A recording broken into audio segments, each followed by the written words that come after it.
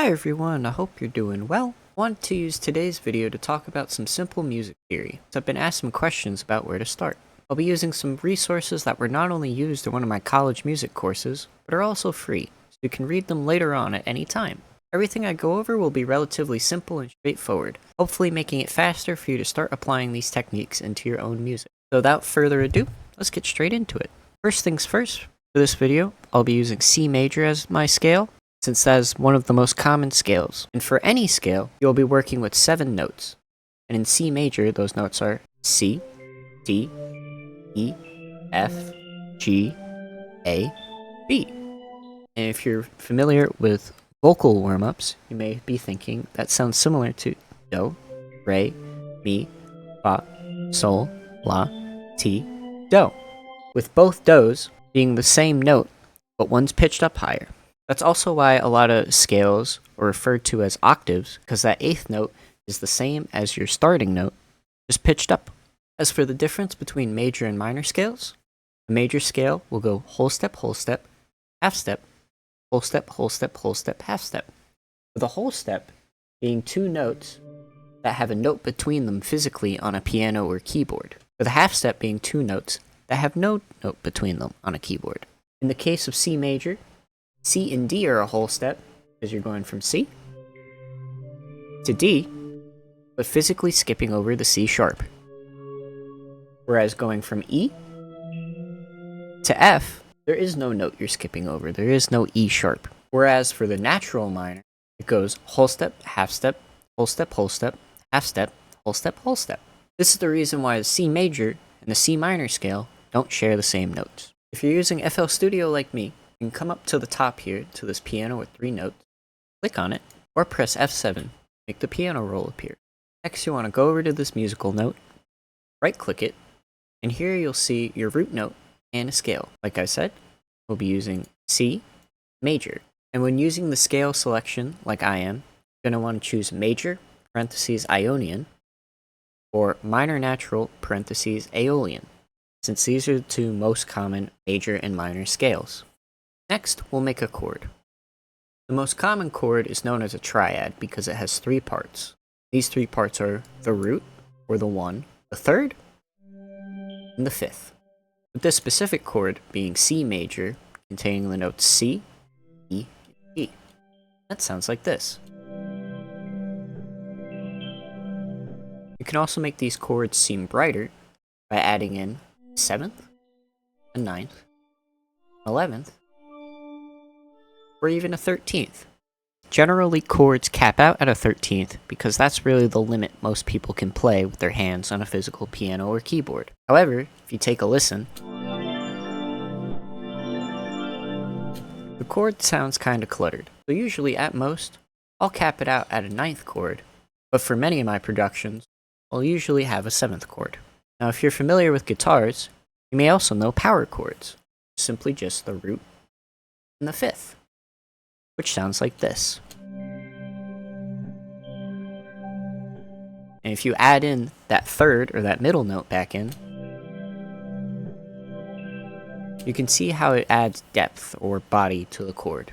Neither of these are good or bad or right or wrong, it's just what you feel a production might need. Next, go into one of the most popular chord progressions. You have a 1, 5, 6, 4. And you may be thinking, what does 1, 5, 6, 4 mean? Well, it means the chords start on the 1, the 5, the 6, and the 4. So building that out here, to make the 5, we'll go 1, 2, 3, 4, 5. 6, and then 4. And just like before, we'll build out the body to these chords.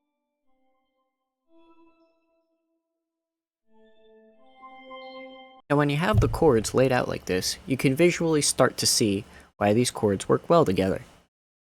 First, going from the 1 to the 5, you can see that they share the note G.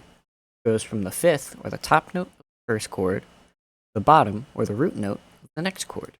Then going from 5 to 6, they share no common notes together, which is good for adding variation and tension. This is then followed up going from 6 to 4, where the chords share 2 notes.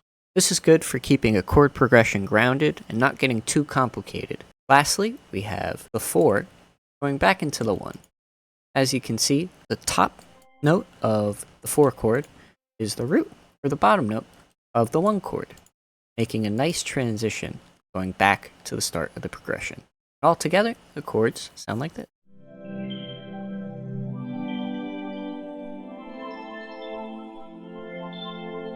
Now you may be thinking, well that's great, but what about if I want to do this in another scale, or a minor scale? How am I going to know what notes to use? Well, that's where relative scales come in. Every minor scale has a relative major scale, and vice versa. For example, C major's relative minor, A minor, sharing all of the same notes. Happen to be the white keys on a keyboard or a piano. Another popular combo are G major and E minor, which share the G, A, B, C, D, E, and F sharps. Another good way of finding out which scale has a relative minor or major by counting down or upwards 3. Personally, when I'm in a major scale and I'm trying to find its minor equivalent, I'll go down 3. So starting from C, we go B, 1, A sharp, 2, A, which is 3. Or, starting from a minor scale, going upwards, F, 1, F sharp, 2, G, 3. You're starting at E minor. This is not a commonly taught practice, but I just noticed that through my own experience, and it's a good way to figure out where you want to go if you're stuck. Some people prefer working in minor scales a lot, so knowing a relative scale is a great way of making sure you transpose things correctly. Next, we'll move on to the circle of fifths. This is a good way of finding out what chords work well together. For example, starting at C major, or a C major chord, you can go up into a G major chord, or down to an F major chord. You could also go up to an E minor chord, or down into a D minor chord. Just note, if you're going upwards or clockwise around the circle, you're going into that note's dominant or fifth. And if you're going backwards or counterclockwise, you're going into that note's perfect fourth or fourth. Every scale has a perfect fourth, a fifth slash dominant, and a seventh slash diminished. For example, in C major, F major is the perfect fourth, B major is the dominant, and B diminished is the seventh slash diminished. Note that the fifth is always the dominant, and the seventh is always diminished. And what diminished means is just that it has flat tendencies for the scale that you are working within. Once again, it is also important to note that a chord will never change. For example, this C, E, G will always be a C major chord, no matter what scale it appears in. Now going back to this very popular progression, let's look at ways to make it more interesting. We can start by making each chord, or at least some of the chords, a seventh or even a ninth.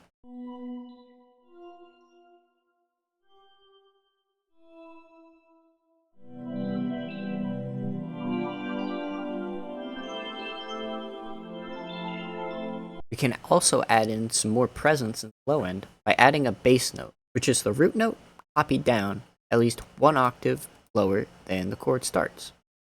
For example, we'll take the C and put it in C4, C3, even C2. For this example, I'll leave it at C3. I'll also do the same for G, A, and F, giving us a progression that sounds like this.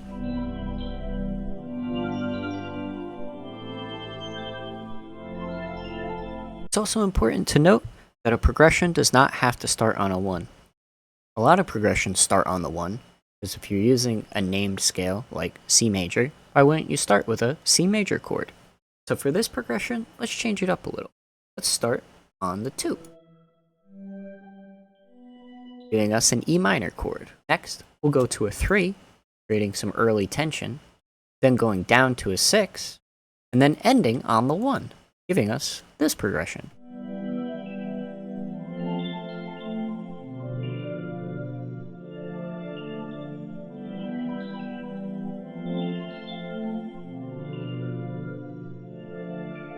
Then adding in some more notes to give it some more presence.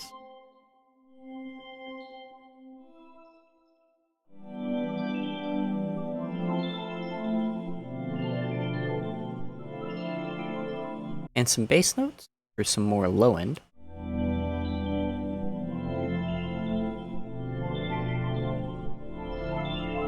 We have a slightly more interesting chord progression.